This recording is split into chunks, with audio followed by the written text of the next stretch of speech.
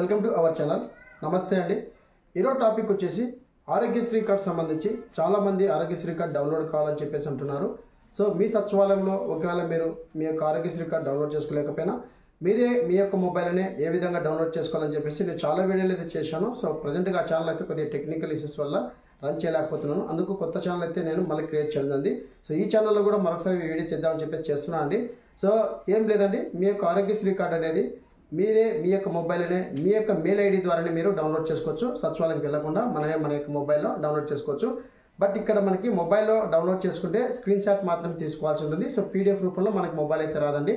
ఖచ్చితంగా సిస్టంలో అయితే మనం మొబైల్లో ఏ విధంగా అయితే సిస్టంలో పీడిఎఫ్ వస్తుందో అలాగే మనకి మొబైల్ అయితే రాదు.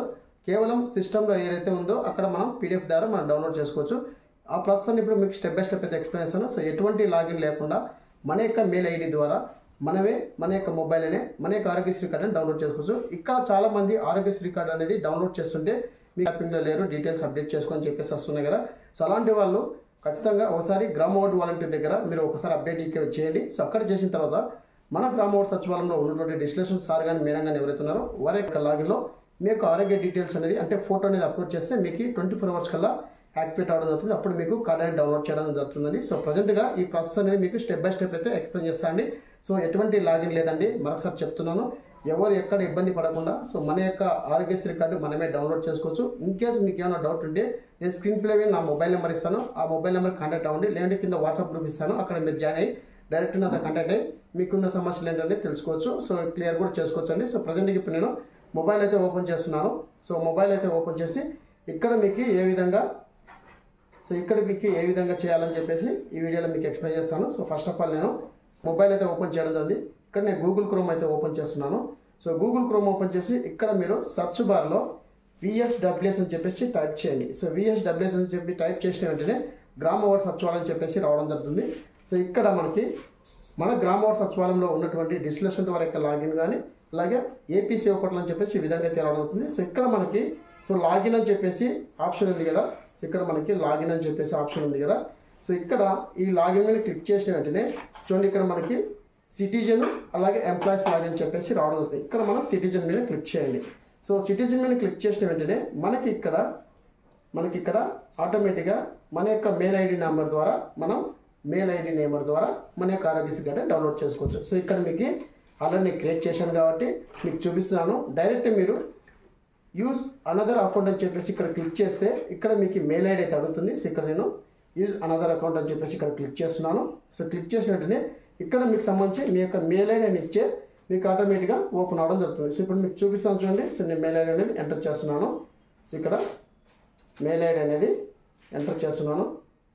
సో ఎంటర్ చేసి మీకు సంబంధించి మెయిల్ ఐడి ఏదైతే ఉందో అది ఎంటర్ చేసి ఇక్కడ మనకి డైరెక్ట్గా లాగిన్ అవ్వచ్చండి. సో ఈ విధంగా ప్రతి ఒక్కరూ మీకు సంబంధించి మీ యొక్క మెయిల్ ఐడి ద్వారానే మీరు ఈ గ్రామ వార్డు సచివాలయంలో ఏదైతే మనకి డిస్టిలేషన్ వారి యొక్క లాగిన్లో ఆరోగ్యశ్రీ కార్డు ఏ విధంగా అయితే డౌన్లోడ్ చేసుకుంటామో అలాగే చేసుకోవచ్చు.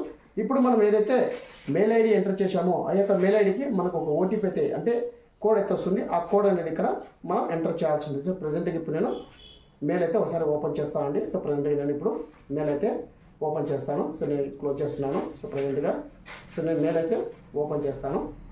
సో ఇక్కడ నేను మెయిల్ అయితే ఓపెన్ చేయడం జరిగిందండి. సో ఇక్కడ నేను మెయిల్ అయితే ఓపెన్ చేసినాను.